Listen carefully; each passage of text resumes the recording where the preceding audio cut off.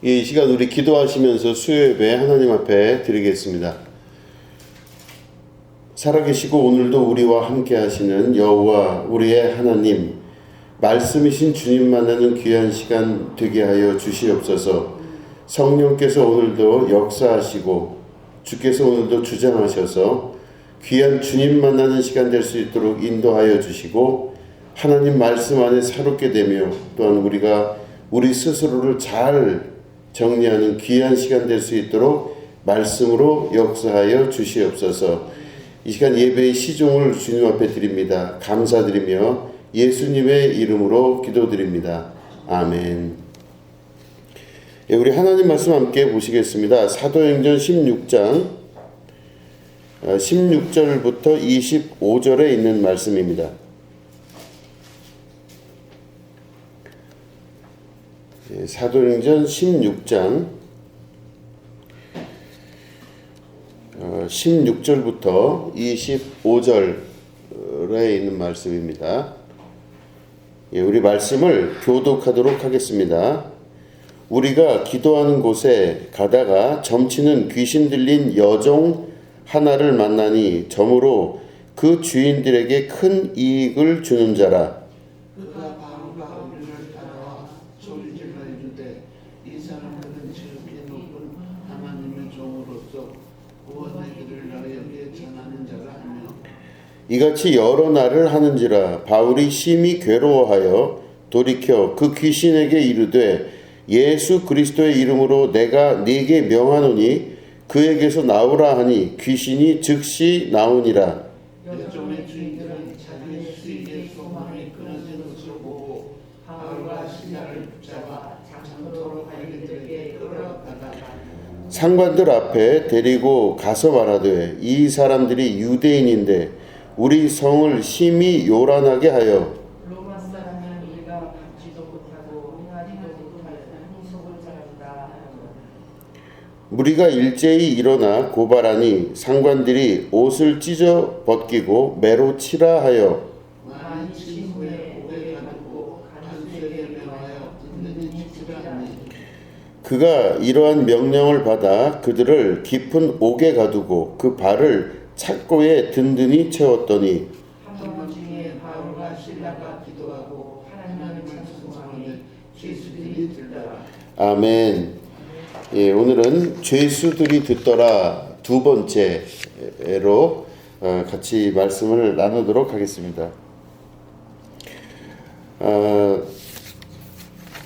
바울과 실라가 전도를 하는데 거기에 귀신 들린 여자가 그 마을에 있었다고 합니다.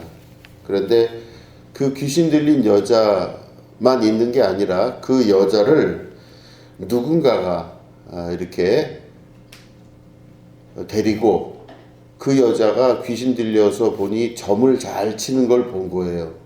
그러니까 귀신 들리니까 점을 잘 치는 거죠. 귀신의 힘으로. 그래서 그 귀신 들린 힘입어서 그 여자를 통해 돈을 받는 걸 하는 사람들이 있었던 겁니다. 근데 그 여인에게 바울이 예수의 이름으로 명해서 귀신이 떠나가게 하는 역사를 이루게 되고, 그런데 그 여자가 귀신이 떠나니까 점치는 능력도 없어진 거예요. 그러니까 그 여자를 통해서 점 같은 거를 쳐서 돈 벌었던 이 사람들이 바울과 실라를 관가에 고발을 합니다. 그래서 결국엔 바울과 실라가 관에 잡히게 되죠. 그리고 거기서 그 안에 감옥에 들어가서 기도하고 하나님을 찬양했다고 했는데 그 순간 그 안에 있던 죄수들이 듣더라. 이렇게 내용은 그렇게 정리가 됩니다. 자, 그럼 우리가 한번 질문을 해보면, 귀신 들린 여자가 있는데 그 귀신 들린 여자가 귀신의 힘을 빌어서 점을 잘 봤는데 아주 용하게 점을 잘 본 거죠. 그런데 그 여인을 이용해서 주인들이라고 여긴 나오는데 돈을 번 사람들이 있는 거죠. 자, 그러면 질문을 하면 귀신이 나쁜 것 같으세요? 아니면 그 여인 데리고 돈 번 사람들이 나쁜 것 같으세요? 귀신보다 더 나빠요? 귀신이 나빠요? 아니면은 귀신이 더 나빠요? 야, 이거 참 애매하죠. 그렇죠? 귀신이 나쁜지 아니면은 귀신 들린 여자를 데리고 돈 벌어 먹던 사람들이 나쁜지. 돈 벌어 먹는 사람이 더 나쁘다. 아, 참 이게 의견이 갈라져요. 그럼 귀신이 좀 낫다는 얘기잖아요. 귀신은 자기 할 일을 한 아, 귀신은 자기 할 일을 했다. 뭐 어쨌든 참 이걸 보면은 귀신이 나쁜 건지 그 사람이 나쁜 건지 이렇게 가만히 이렇게 보면요, 참 우리가 애매해집니다. 우리가 생각하기엔 귀신이 더 나쁜 것 같아요. 근데 이 질문 자체가 사실은 우문이죠. 예, 귀신은 저주받은 영혼으로서 이거는 뭐 좋다 나쁘다를 따질 수 있는 그 계제는 아니죠. 그런데 우리가 여기서 관심을 두고 봐야 되는 게 뭐냐면, 오늘 설교는 조금 냉랭하고 냉철한 그 내용이 나오게 될 겁니다. 우리가 반드시 봐야 될 게 뭐냐면, 사람을 어떻게 보느냐라고 하는 그 시각에 관한 문제입니다. 사람을 어떻게 볼 것이냐. 그런데 사람을 성경에서는 어떻게 바라보느냐. 다시 말해 성경에 기록된 대로 내가 말씀으로 거듭난 사람이면 성경에 기록된 것을 근거로 보는 시각도 맞춰져야 돼요. 그죠? 그러면 내가 내 뜻대로 무엇을 보는 게 아니라 성경에 기록되어져서 하나님의 뜻이 그 안에 기록되어져 있으니 하나님의 뜻대로 내가 내 눈도 방향을 맞춰야 된다는 뜻이에요. 그죠? 하나님의 같은 방법으로 세상을 볼 줄 알아야 된다는 겁니다. 근데 저는 이제 그 어려서 자라나면서 이 교회에서 이제 막 목사님들한테 상처를 받고 그렇잖아요. 근데 저도 상처를 받은 사람입니다. 그래서 이런 상처 저런 상처를 받으면서 그 목사님의 시각이 잘못됐다 이렇게 생각을 했던 사람이에요. 그래서 뭐냐면 그 목사님이 건축을 막 하려다 보니까 막 건축하려면은 교회들이 막 경쟁적으로 건축을 했지 않습니까? 옛날에는. 그러다 보니까 돈 있는 사람 좋아해요. 목사님이. 눈에 띄게 좋아했어요. 돈 있는 사람이 최고예요.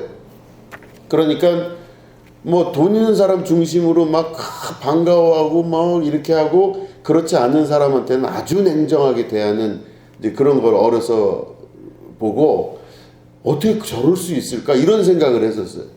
그래서 잘 배우고 돈 많고 힘 있고 괜찮은 사람들은 계속 교회에서 이렇게 칭찬받고 성장을 잘할 수 있었고, 그렇지 못한 사람들은 항상 패배의식에 젖어서 괴로워하고 뒤에서 숨어서 힘들어하는 걸 봤어요. 그러니까 저는 마음속에 생각하기를, 그래서 사람을 저런 식으로 대하면 안 된다 이렇게 제 마음속에 그게 꽉 차 있었어요. 그래서 공평하게 대하고 차별 대우하지 않고 이렇게 하는 거가 원칙이라고 생각을 했었습니다. 그러니까 참 착하고 선한 마음이잖아요. 그죠? 착하고 선한 마음이에요. 저희가 애가 셋인데 애 셋을 공평하게 대해야 된다 생각했어요. 누구 하나를 더 이뻐하면 나머지가 슬플 거 아니에요. 그러니까 누구 하나 이뻐하지 않고 다 고르게 하려고 노력하고, 이제 그런 기본적인 자세는 나쁜 게 아니에요. 성도들도 내가 목사님이 어떤 성도를 사랑한다, 아낀다 할 때 돈 많은 사람을 아끼면 안 돼요. 목사님은 어떤 사람을 아껴야 되냐면요, 마음이 가난해서 너무 힘들고 어려운 사람은 사랑의 대상이 돼야 돼요. 맞지 않습니까? 예, 약하고 그런 분들은 도움을 받아야 돼요. 그러니까 이게 맞는 얘기예요. 그렇게 이제 제가 성장 과정을 거치면서 그런 것들을 딱 이제 세팅을 해놓고 목회를 지금까지 했습니다. 아마 뒤돌아보건대 크게 달라진 면은 없을 겁니다. 그렇게 기본적인 마인드는 갖고 있는데, 문제가 뭐냐면 그렇게 착하고 선한 마음을 갖고 있는 것이 저 개인에게는 스스로 마음에 드는 거예요. 제가 마음에 드는 거죠. 아, 참 나는 그래도 차별 대우하지 않고 돈 쫓아가지 않고 또 뭐 힘있고 이런 사람 쫓아가지 않고 이건 잘했다. 그러니까 저 만족은 되는데 하나님은 과연 그러면 어떤 눈으로 보실까, 사람들을. 저는 제일 힘들어했던 게 뭐냐면 그 사람을 결정적으로 보는 걸 힘들어했었어요. 그러니까 그 말은 무슨 말이냐면 모든 사람이 다 가능성이 있다고 생각을 한 거였었어요. 물론 하나님은 모든 사람이 구원받기를 원하시기 때문에 처음부터 뭐 오픈해 놓는 건 맞으시는데 성경을 계속 읽다 보면 뭔가가 다른 부분이 있어요. 무슨 말이냐면 악한 자를 악한 자라고 하세요, 성경에서는. 세상에 나쁜 사람을 나쁜 사람이라고 이야기하는 거예요. 근데 저는 그걸 못한 거죠. 악한 걸 악하다가 얘기하지 못하고 선한 걸 선하다고 또 이야기 못하는 겁니다. 이상하다 싶었어요. 자, 그래서 다시 정리해서 보면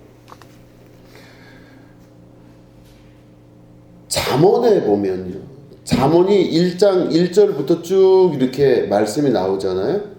그런데 잠언은 내 사랑하는 아들아 하면서 이제 솔로몬에게 다윗이 이렇게 이야기해 준 것이죠. 그것을 이제 솔로몬이 기록을 한 겁니다. 그래서 보면 1장 1절은 이렇게 시작해요. 잠언에서 지혜의 성경이잖아요. 다윗의 아들 이스라엘 왕 솔로몬의 잠언이라 이러면서 쭉 나오면서 어떻게 되냐면 이는 지혜와 훈계를 알게 하며 명철의 말씀을 깨닫게 하여. 그래서 쭉 내려와요. 그런데 거기서 뭐라고 돼 있냐면 7절 말씀에 뭐라고 돼 있냐면 제가 읽어볼 테니까 잘 들어보시기 바랍니다. 잠언 1장 7절입니다. 여호와를 경외하는 것이 지식의 근본이거늘 미련한 자는 지혜와 훈계를 멸시하느니라. 내 아들아 내 아비의 훈계를 들으며 내 어미의 법을 떠나지 말라. 이렇게 돼 있어요. 여기 뭐라고 기록돼 있어요? 미련한 자는 지혜와 훈계를 멸시하느니라 그랬죠. 그럼 다시 말해 미련한 자가 있다는 뜻이죠. 미련한 자를 교화시킨다고 하는 게 아니라 미련한 자는 어떤 사람이다라고 얘기를 해주는 거예요. 그런데 성경에서는 잠언에서는 미련한 자를 멀리하라고 돼 있어요. 미련한 자와 함께 있으면요 같이 미련해지게 되는 겁니다. 그러니까 지혜의 근본은 바로 뭐냐면 하나님을 가까이하고 하나님을 경외하는 거예요. 그리고 하나님을 가까이하고 하나님을 경외하는 사람과 같이 있는 게 지혜예요. 그러면 하나님을 멀리하고 하나님의 말씀과 교훈과 훈계를 듣지 않으려고 하는 사람하고는 같이 있으면 안 된다. 이게 하나님의 지혜의 말씀이세요. 근데 우리들은 많은 부분 착한 마음을 품는 게 더 우선이라고 생각을 해요. 성경에서 보면 착하게 살아라 라는 구체적인 말은 없어요. 지혜롭게 살아라는 있지만 착하게 살아라는 건 아니에요. 그죠? 뱀처럼 지혜롭고 뭐죠? 비둘기처럼 온순하라 그러돼 있죠. 그죠? 뱀처럼 지혜롭고 비둘기처럼 온순하라. 이거는 착하라는 뜻은 아니에요. 자, 어쨌든 그러면 지혜롭게 산다는 건 바로 뭐냐면요, 하나님을 경외하고 하나님의 말씀을 지키려고 부단히 노력하는 사람들과 함께하는 것이 지혜로운 자가 되는 것이고, 악한 자는 하나님 말씀 안 듣고 하나님 말씀을 넘어서려고 하는 자들, 지키지 않으려고 하는 자들을 멀리하는 게 지혜로운 겁니다. 그죠? 그럼 다시 말해, 제가 서두에 이렇게 말씀드렸지만 목사가 제 정진우 목사가 자기 스스로는 잘 살았다고 생각을 하지만 하나님의 말씀에 비추어 봤을 때는 잘 산 것이 아닐 수도 있어요. 착하게 살려고 하는 건 있었지만 하나님의 말씀대로 지혜롭게 살지는 못했을 수도 있다는 것입니다. 사람을 구별하여 볼 줄 아는 그 기준점이 있어야 된다는 겁니다. 자, 여기 지금 우리가 본문 읽은 이 주인들이라고 나오는 귀신 들린 이 여인에게서 돈을 뜯어내는 그 주인들은 우리가 조금 전에 대답을 하셨지만 악한 사람들 맞죠? 이 사람들은 악한 사람들이에요. 이 사람들이 왜 악하냐면 이 여인을 인간으로 보지 아니하고 돈 버는 도구로 본 거예요. 귀신보다 더 나쁜 인간일 수도 있다, 이런 생각이 드는 겁니다. 참 악한 사람이에요. 근데 이 악한 사람들이 그 기준에 봤을 때 착한 마음을 품고 이 사람을 대하면 안 된다는 거죠. 이 사람들에 대해서 교화의 가능성은 인정하겠지만 착한 마음을 품고 이들과 같이 모여서 있으면 안 된다 뜻이에요. 예수님도 성전에서 장사하는 사람들을 회초리로 막 때리시면서 그들을 내쫓으셨어요. 환전상, 돈 바꿔주는 사람, 비둘기 파는 사람, 이런 사람들을 막 내쫓으시면서 내 아버지 집은 기도하는 전인데 너희들이 어찌 여기서 장사를 하느냐 이러면서 분노하셔서 그들을 내쫓으셨어요. 그런데 사실은 착한 마음을 예수님이 갖고 계셨으면 그렇게 하면 됩니까? 안 됩니까? 여러분들이 예수님이시라고 예수님 입장 바꿔서 생각을 해보세요. 하나님, 저는 그런 전인데 여러분들은 어떻게 하실 거예요? 그때 행동을 전도하셔야죠. 가셔서, 그죠? 이렇게 전도지 나눠주고 휴지도 주고 이러면서 아유 구원 받으셔야죠, 이렇게 착한 마음으로 하실 거예요 아마. 그러면 예수님이 도대체 회초리를 들고 몽둥이를 들고 이들을 왜 내쫓으셨나? 그러면 예수님의 그 행위는 착한 행위는 아니에요. 그러나 예수님의 행위는 어떤 행위다? 지혜로운 행동을 하신 거예요. 하나님의 말씀의 기준에 맞춰서 그들이 감히 아버지 전에서 기도하는 그 아버지 전에서 기도하지 않고 장사하고 자기들의 돈을 벌기 위해서 이득을 취하는 자들입니다. 그럼 그들에게는 착하게 행동하는 게 아니라 지혜롭게 행동을 하셔야 되는 거예요. 그들을 이겨낼 수 있는 유일한 길은 지혜를 통하여서 그들을 응징하고 거기서 선포하는 일입니다. 이 전은 아버지의 전인데 여기는 기도하는 전이다라고 선포를 하셔야 되는 거죠.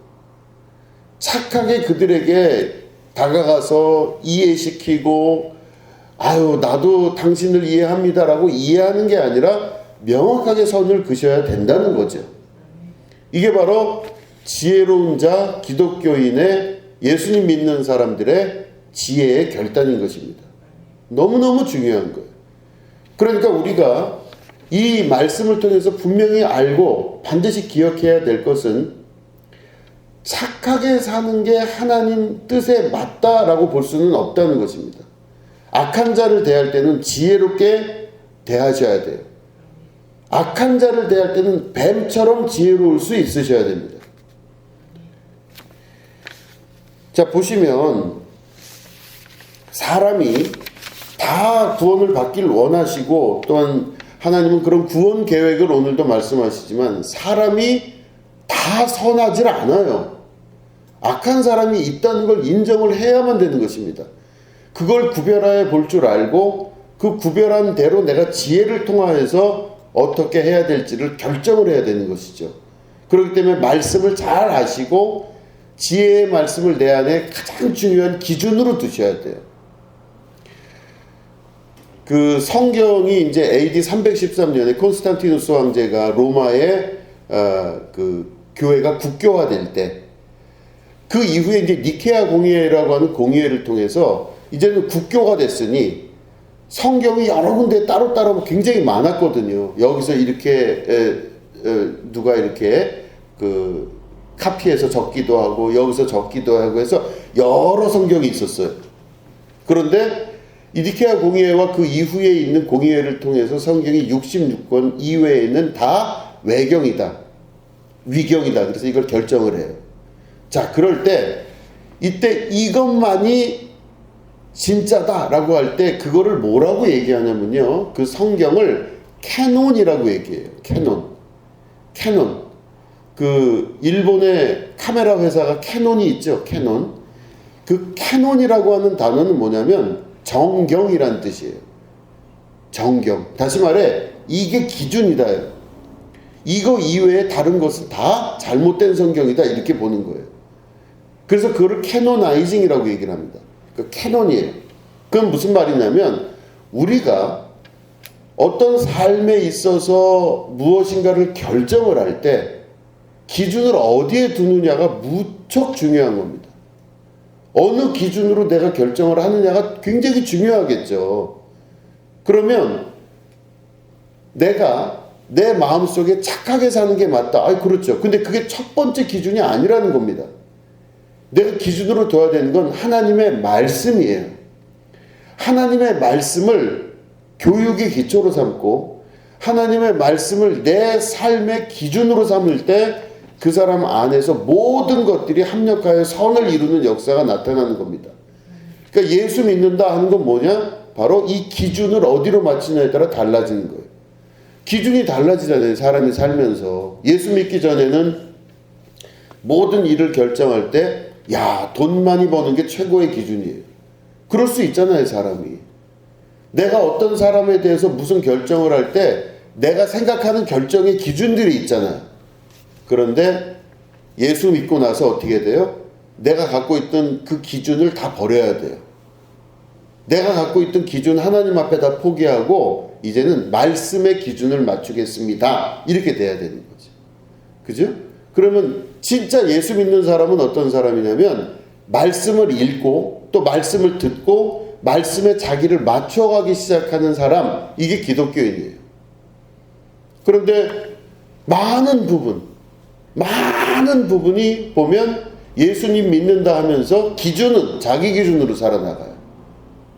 예수님 믿는다 하면서 말씀을 몰라요. 예수님 믿는다면서 말씀을 듣지도 않고 알지도 않고 알려고 하지도 않고 자기 뜻대로 그냥 살아나가는 겁니다. 그러면 그 사람이 기준점이 달라지는 거예요.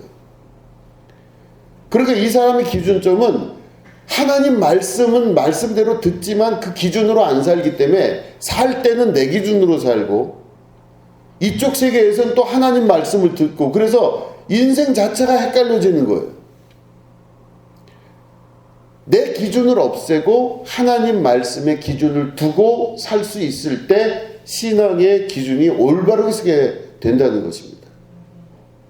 자, 그러면 바울은 이 사람들을 대할 때 이 사람들을 전도를 잘해서 이 여자한테 이렇게 하지만 뭐 좋은 게 좋은 거고 해서 인격적으로 뭘 대우한 게 아니었었어요. 바울은 정확하게 자기 할 일을 성경의 기준을 맞추어서 말씀대로 그것들을 했던 겁니다.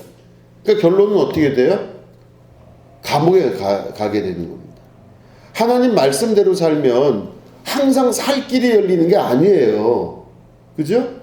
하나님 말씀대로 살려고 자기가 노력하면요, 모든 일이 다 그냥 풀리고 잘 되고 뭐 어려운 일 하나도 없고 그런 게 아니라 하나님 말씀대로 살기 시작하고 그렇게 결단하면요, 그 사람 인생에 어려움들이 나타나기 시작해요.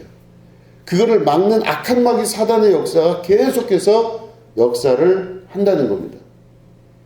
그럼 어떻게 돼요? 바울은 말씀대로 기준을 맞췄기 때문에 결국엔 감옥에 들어가게 되는 것이죠. 그렇기 때문에 사람들을 바라보는 시각에 있어서만큼도 이 사람들이 악하다는 것을 말씀의 기준으로 잘 파악할 수 있으셔야 되는 것입니다. 요한복음 8장을 보시면요.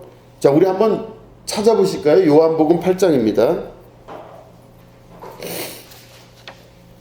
요한복음 8장 37절부터 길지만 한번 교독하겠습니다.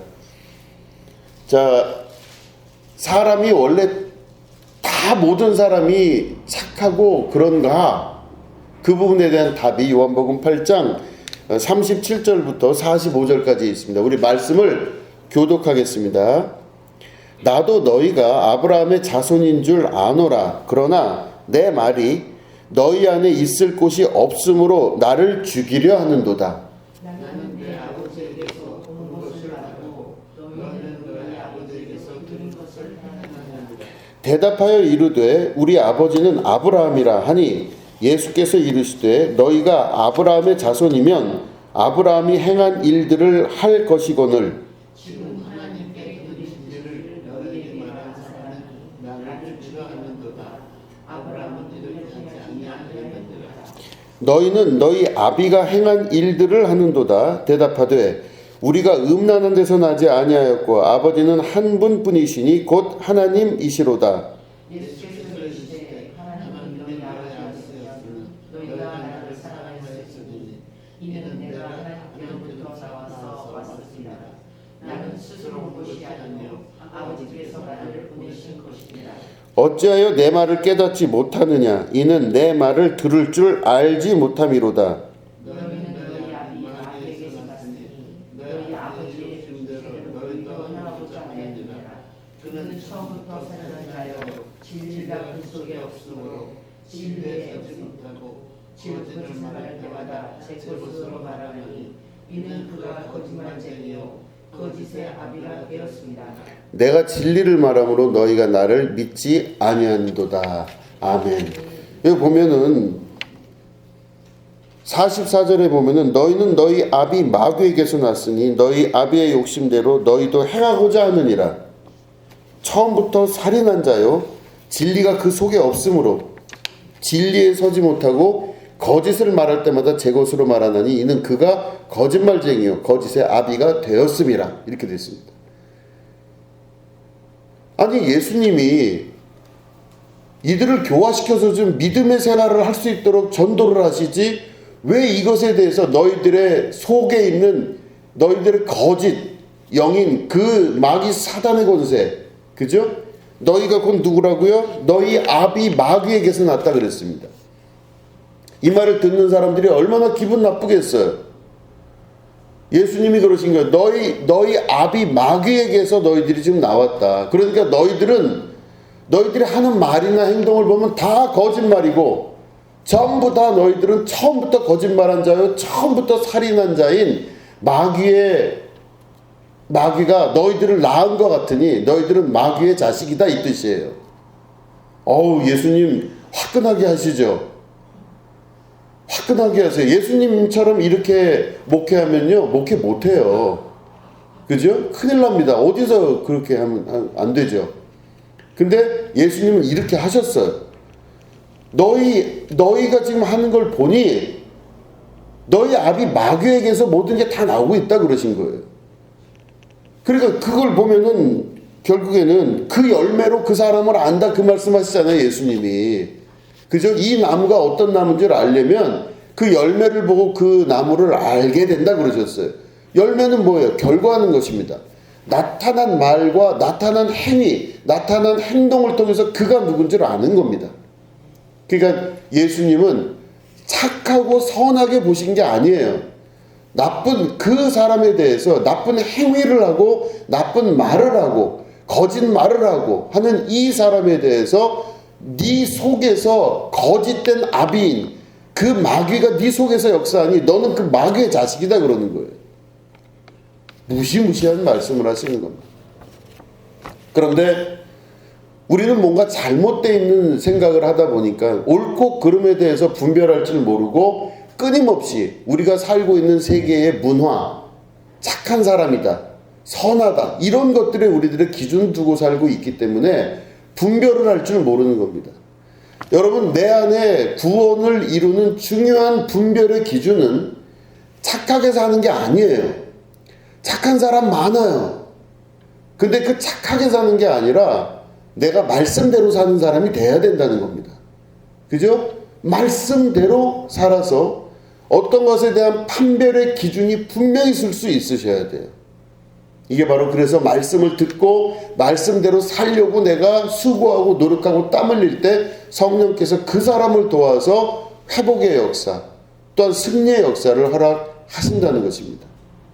지혜롭게 산다는 것은 곧 말씀대로 사는 것이고 내가 신앙생활 한다는 건 말씀을 듣고 알고 배우고 그대로 살려고 결단하는 것입니다.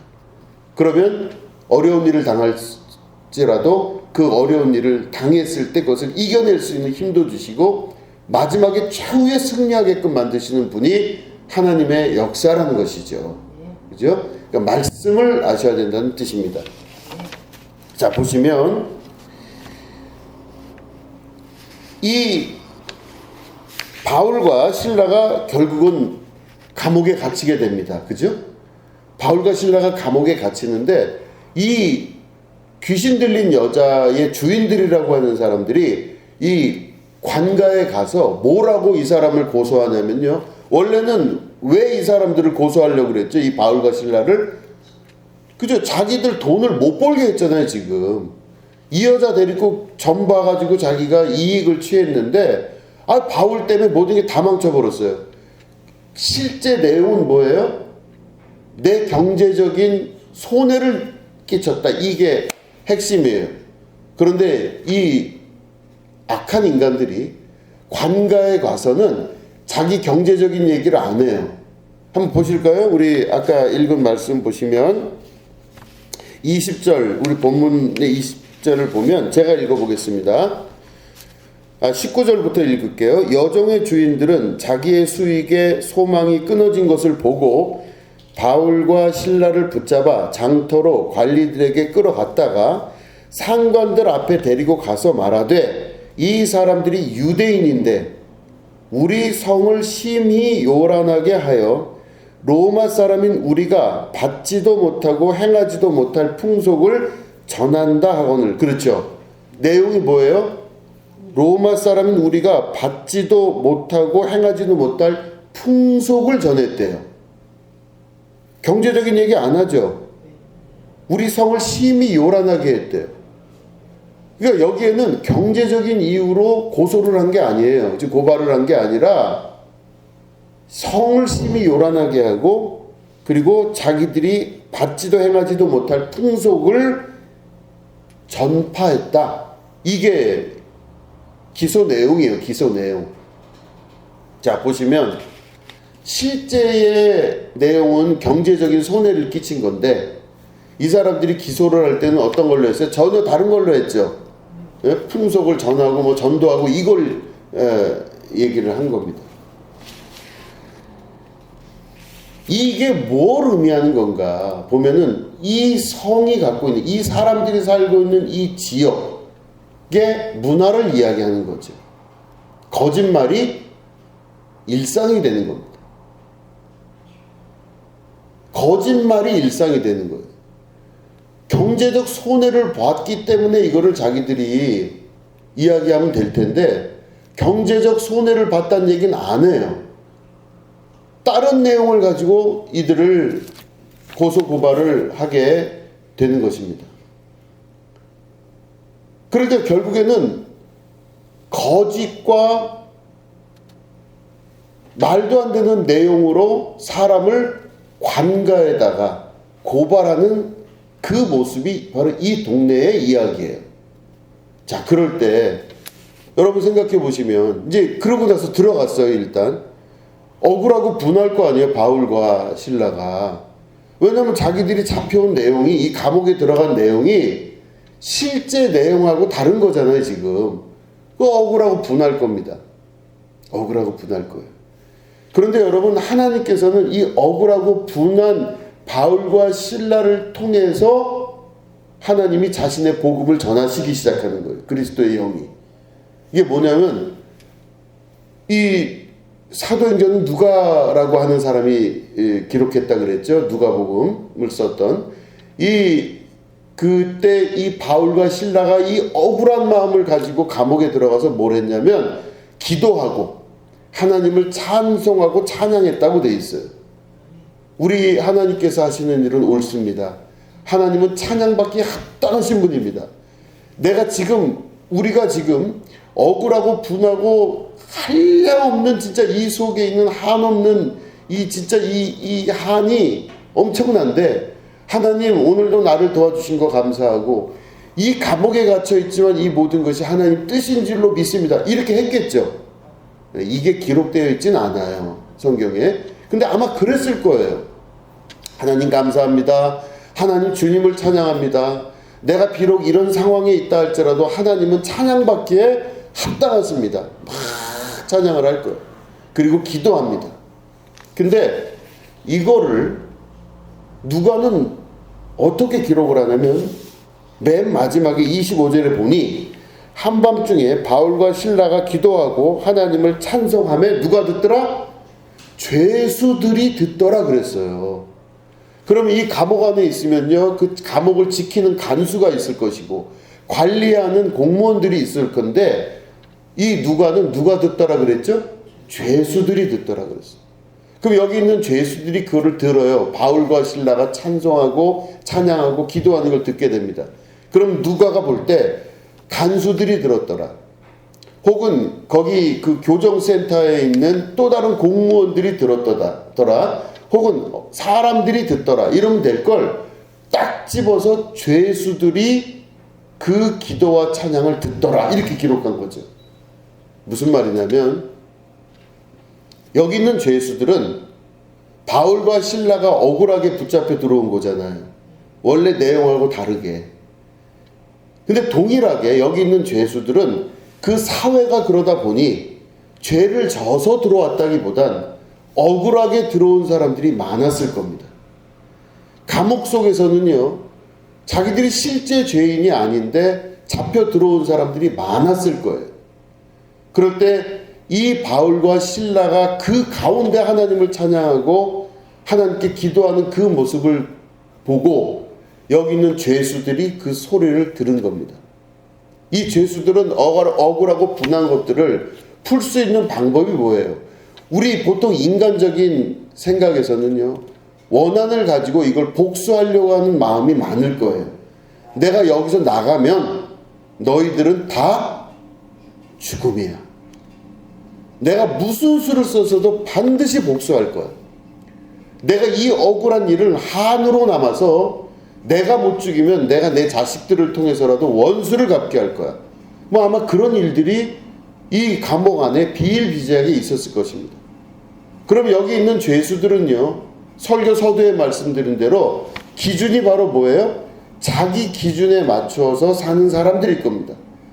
그 사람들이 나쁘다는 뜻이 아니잖아요. 억울하게 들어오기도 하고 죄가 있지 않은데 죄 있다고 여겨서 들어온 많은 사람들이 자기들이 그 이후에 하는 일들에 대해서 생각을 할 때 얼마나 그 안에 있는 복수심이 끌어오르며 이 감정들이 악하게 작용을 하겠냐 이거죠. 그런데 그들이 속에서 부글부글 끓어오르는 칼을 가는 그 마음을 갖고 있는 다른 죄수들이 바울과 실라가 어떻게 그 일들을 하나를 들은 거예요. 아, 저들도 억울하게 들어온 것 같은데, 이게 죄수 입장에서 들어온 것 같은데 어떻게 찬양을 하지? 어떻게 자기가 그토록 믿고 따르고 의지하고 있는 하나님인데 그 하나님이 지금 현재 감옥에 들어가도록 허락하신 거잖아요, 지금. 어떻게 이 억울한 일을 당하고 그 하나님이 자기들을 보호하지 않았는데 저들은 어떻게 그런 가운데서도 하나님을 찬양하지? 그 어렵고 힘들고 낙담된 순간에 어떻게 하나님을 저렇게 찬양하고 기도를 할까? 아마 죄수들은 이해할 수 없는 그 감정을 느꼈을 겁니다. 요 장면을 이 사도행전의 저자인 누가는 강조하여 적은 겁니다. 여러 사람들이 들은 게 아니고 거기를 지키는 간수들이 들은 게 아니고 다른 모든 사람들이 여기에서 관계되어 있는 어떤 공무원들이 들은 게 아니라 거기에 비슷한 상황에 처해 있는 죄수들이 그 소리를 듣더라 라고 이 말씀을 딱 그렇게 마치게 됩니다. 누가가 이렇게 기록한 이유는 우리들이 삶을 살아가는 동안 어떤 일에 대해서 계획하고 생각하고 계획하고 그것을 행하는 모든 것들의 기준이 원래는 자기 안에 있어야 될 사람들인데 복수하고 반드시 죽여야만 된다고 하는 그런 감정들이 꽉 차 있는 것들로 있어야 되는데 그들이 바울과 신라를 통해서 하나님을 찬양하고 하나님을 높여드리며 그 하나님과 기도하는 그 끈끈한 관계를 듣게 되었다고 하는 뜻입니다. 그들은 그래서 이 죄수들이 나중에 밖으로 나와서 어떻게 살아야 될지에 대한 기준을 찾게 되었을 것입니다.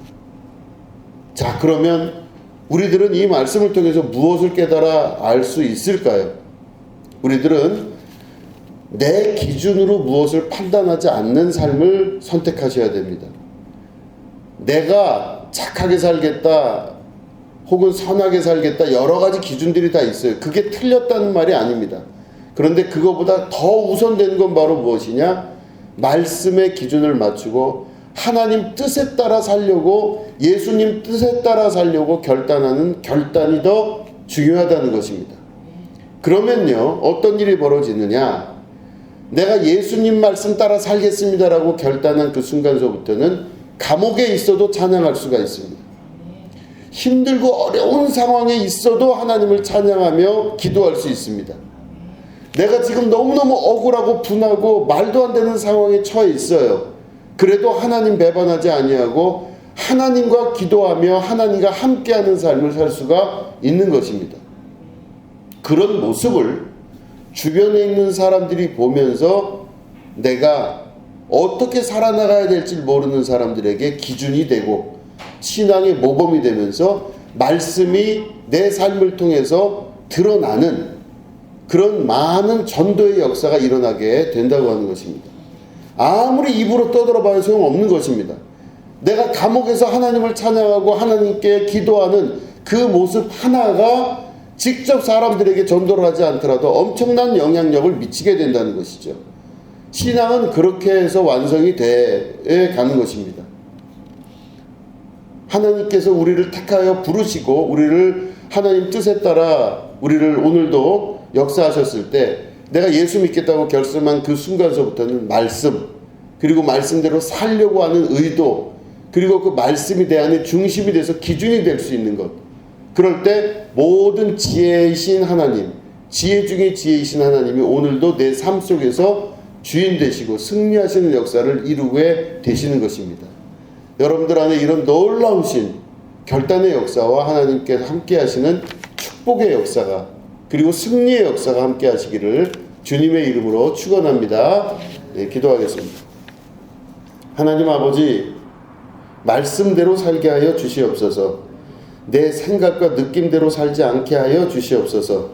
자기를 버리고 하나님 말씀 안으로 들어갈 줄 아는 자 되게 하여 주시옵소서. 그런 사람은 감옥에서도 혹은 어려운 상황에서도 말도 못하는 실망의 순간에서도 하나님을 찬양하고 기도할 수 있는 줄로 믿습니다. 하나님께서 함께하여 주시고 오늘도 우리 그리스도의 영이신 성령께서 동일한 역사를 베푸셔서 우리 안의 삶의 승리와 축복과 하나님 인도하심의 역사를 경험하는 승리의 역사 있게 하여 주시옵소서. 감사드리며 예수님의 이름으로 기도드립니다. 아멘.